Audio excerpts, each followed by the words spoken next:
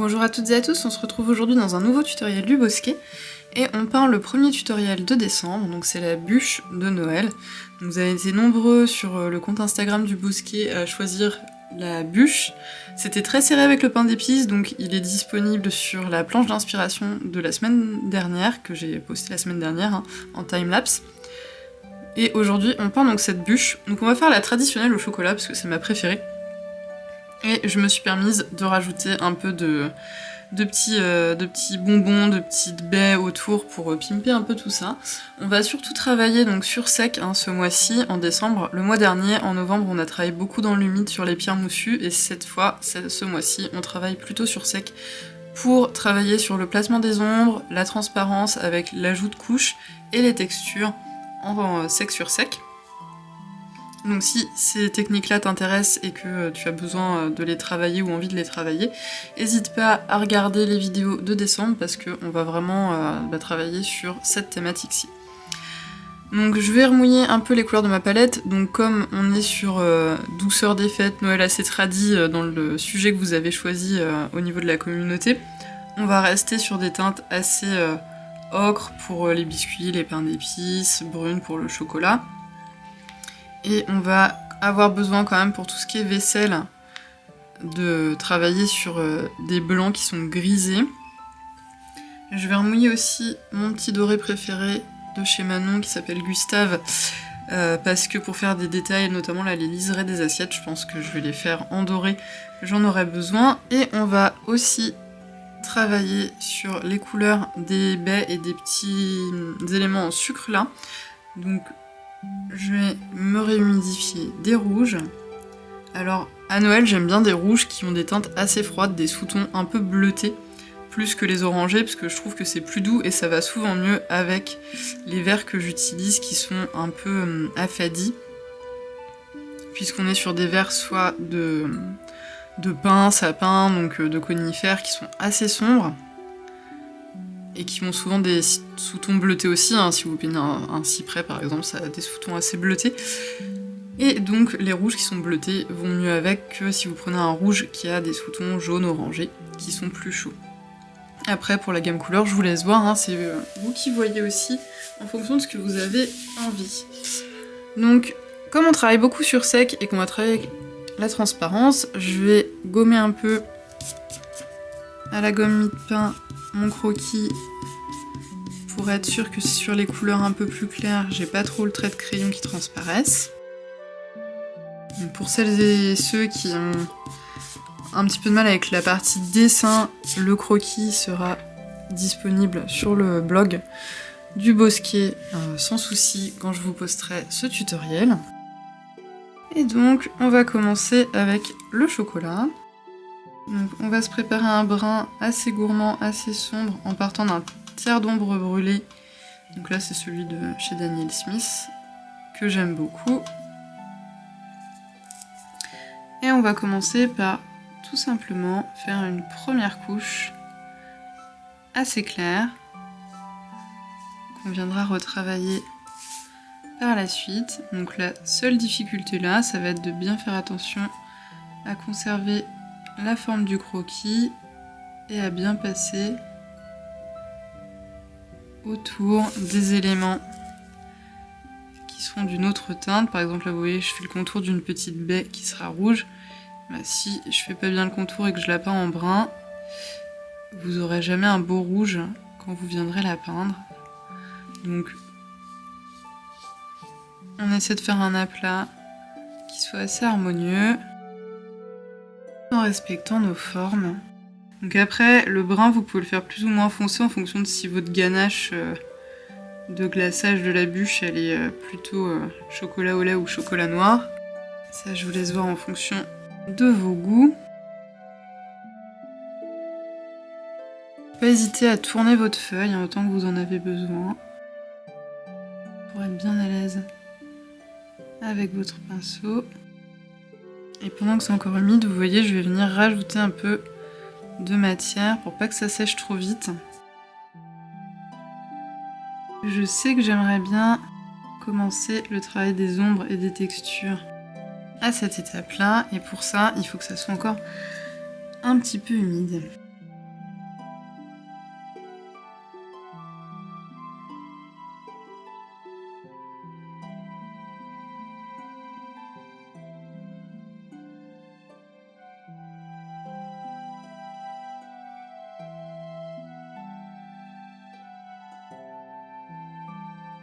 Et donc pour commencer à travailler les ombres et la lumière, il va falloir que vous choisissiez d'où vous vient la lumière. Donc moi, j'aime bien la faire arriver souvent en oblique comme ça, en haut à droite. Et donc toute cette zone-là va être plus lumineuse, parce que la lumière tape dessus, et celle-ci va être plus sombre. Donc on va venir, pendant que c'est encore humide, ajouter des pigments avec la même teinte en bas à gauche de notre bûche. On va venir longer la partie basse aussi. Et on va laisser travailler. Donc moi je vais le faire avec la même couleur, mais vous pouvez changer en fonction du fourrage de la bûche que vous choisissez. Comme moi elle est chocolat, je vais prendre la même teinte et je vais venir faire la spirale interne de mon roulé. Alors on évite qu'elle soit trop lisse, trop parfaite, trop géométrique, parce que si vous avez déjà fait des roulés maison, vous savez bien qu'ils sont jamais parfaits. Donc il y a des endroits où ça va être plus épais, d'autres plus fins.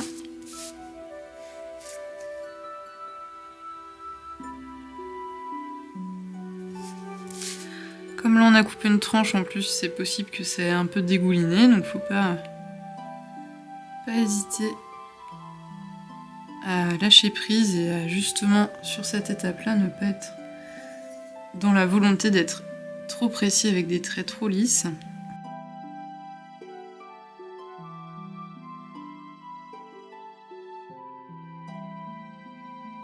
Et donc on va faire pareil dans la tranche qui est posée sur le bas, qui a été coupée.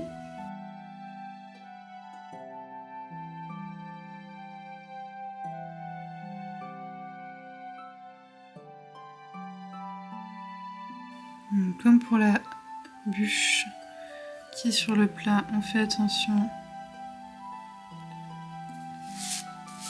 aux petits détails qu'on veut laisser blancs.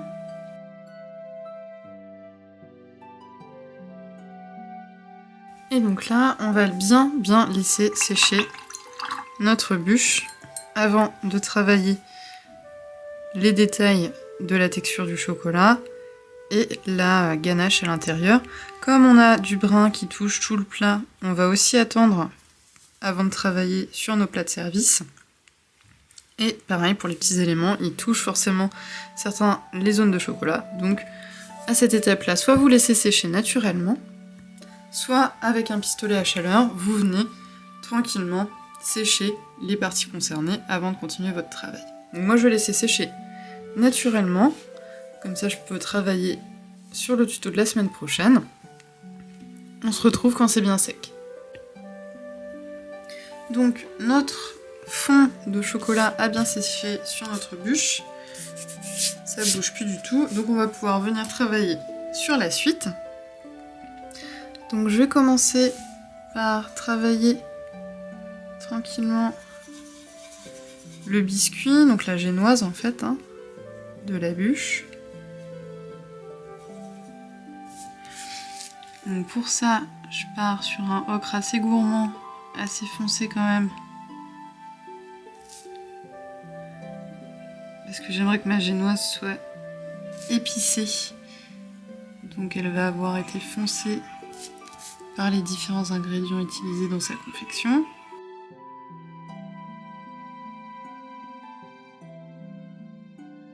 Donc vous voyez, je tourne autour de ma spirale.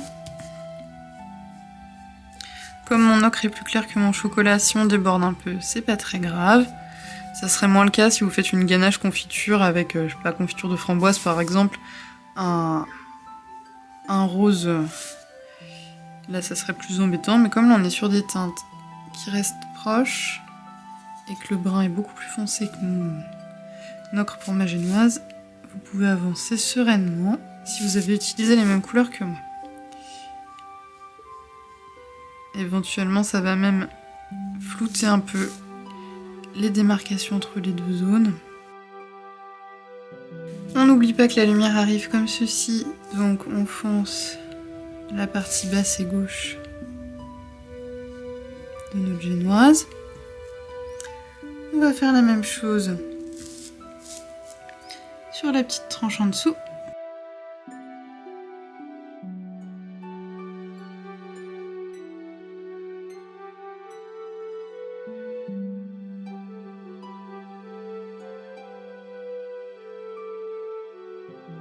Je vais venir travailler mes petits sapins en sucre.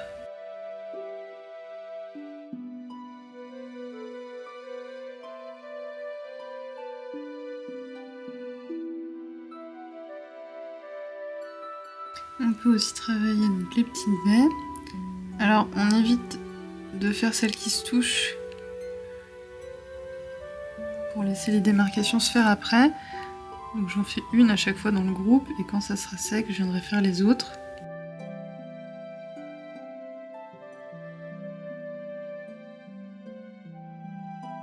Et on va s'occuper de la texture du glaçage de la bûche. Donc l'idée c'est de faire un peu comme une vraie bûche, comme de l'écorce. Donc je vais déjà délimiter ma zone où j'ai le dessus de ma bûche. Donc, du coup je vais avoir une ombre qui en descend.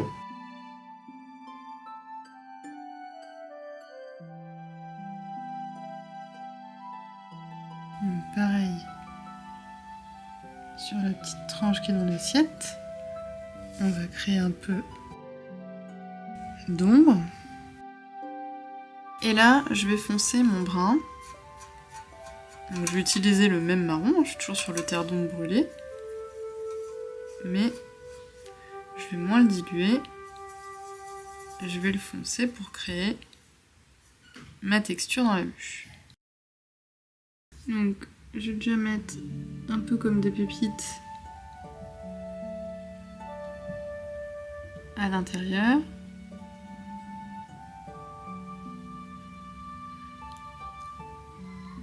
Créer de la texture dans mon roulé.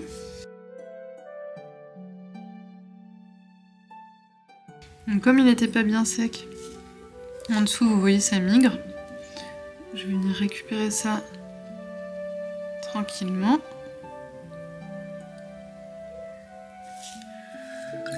Donc pour ça, vous rincez votre pinceau, vous venez le sécher. Et on va venir boire les pigments.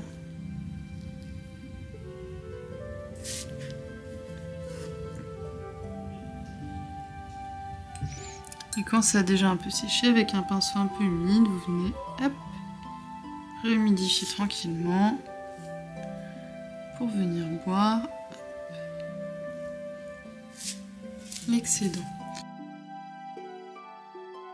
On va faire la même chose sur celle-ci.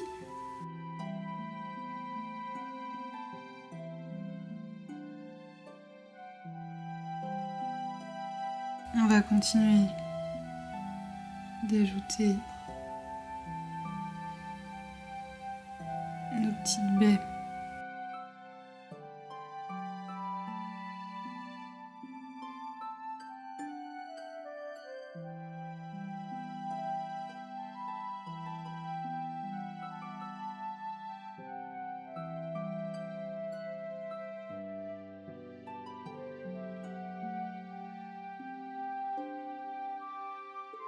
On va rajouter aussi nos petites étoiles.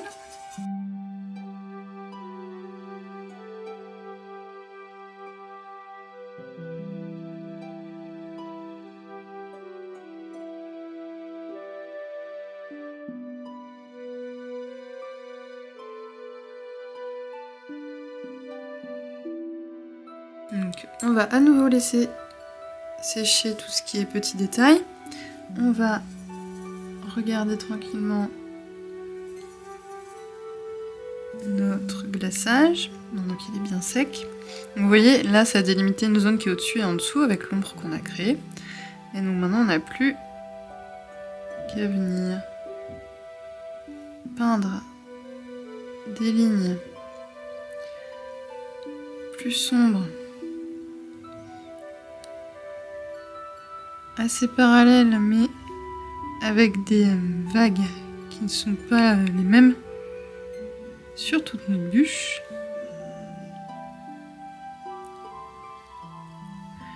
Et plus vous en mettrez, plus vous allez avoir une texture prononcée.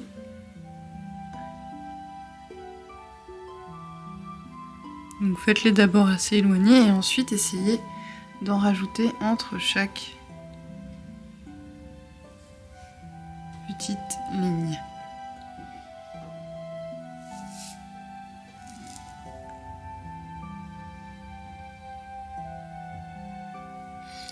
Et on essaie qu'elles aient bien d'un bord à l'autre de la bûche. Donc elles peuvent légèrement se passer les unes sur les autres.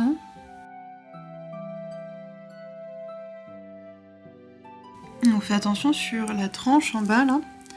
Comme elle est coupée, les lignes ne vont pas être en longeant la forme, mais elles vont être à la verticale justement.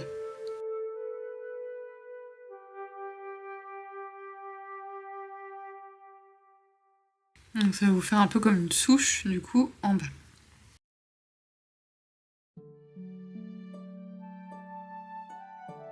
On n'oublie pas la partie supérieure de la bûche, mais on va volontairement laisser plus d'espace entre nos stries pour garder le côté légèrement plus clair au-dessus et donner cette illusion d'optique qui va rouler la bûche et lui donner sa 3D. Donc en faisant ça, je m'aperçois que mes petits sapins là en sucre ils sont bien secs. Donc je vais pouvoir leur donner à eux aussi un peu de volume en venant longer la partie opposée à la lumière, donc la partie gauche. Et avec un pinceau, rincer, venir tranquillement dégrader ma couleur pour leur donner un peu plus de volume parce qu'ils étaient un peu plats. Là je vais bien tout laisser sécher et je m'occuperai de peindre ensuite la vaisselle qui est en dessous. Donc on va terminer les plats sous nos éléments illustrés. Donc on va prendre des plats en faïence blanche. Donc l'idée ça va être de griser le blanc des plats pour le faire ressortir légèrement. Et qu'on voit les contours se dessiner.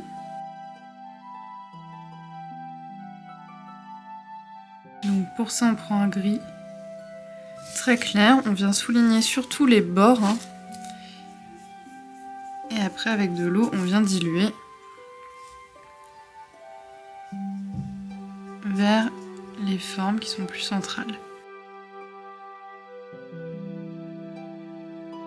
Et quand ça sera bien sec, on pourra venir faire le liseré doré dont je vous parlais tout à l'heure.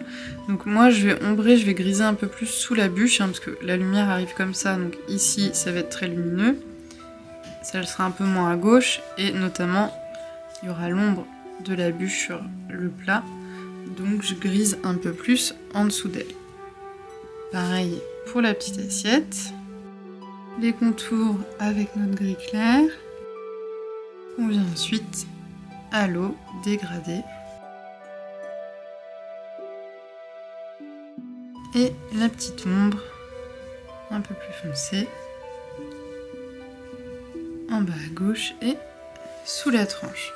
Donc là il va falloir qu'on laisse bien sécher pour pouvoir faire le liseré doré sur les assiettes. Et puis si vous le souhaitez, vous pouvez aussi faire un fond. Donc généralement pour faire les fonds, je travaille sur humide pour qu'ils soient les plus légers et flous possible. Parce que l'idée c'est de faire ressortir l'illustration, c'est pas de la cacher derrière un fond qui soit trop color block, donc bien lisse, ni trop foncé. Donc je prends une teinte qui a été pas mal utilisée dans l'illustration et je viens la diluer. Donc là on va partir sur un ocre très léger pour rappeler un peu la génoise. Vous voyez, l'idée c'est juste de colorer un peu le fond, c'est pas d'aller faire quelque chose de trop foncé qui viendrait prendre le pas sur l'illustration. Ça va nous permettre de faire ressortir quand même un peu plus l'illustration que si on laissait tout blanc. Donc, je viens descendre ma couleur jusqu'à la jonction de la table présumée sur laquelle est posée ma bûche. Et pareil, je vais venir mouiller.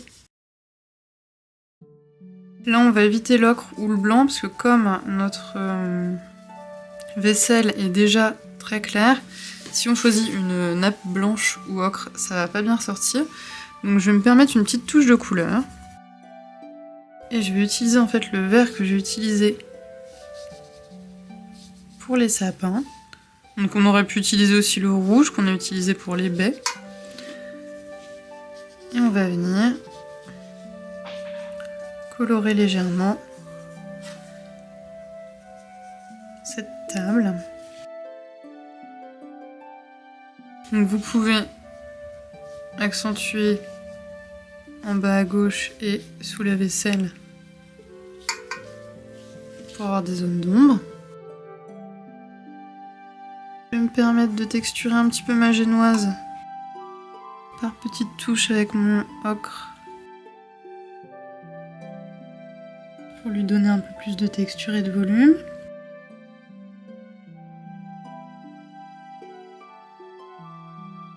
Je continue mon travail d'ombrage sur mes petits sapins. Et donc là, dernière étape, je vais venir dorer mes assiettes. Donc je vais juste venir faire un liseré.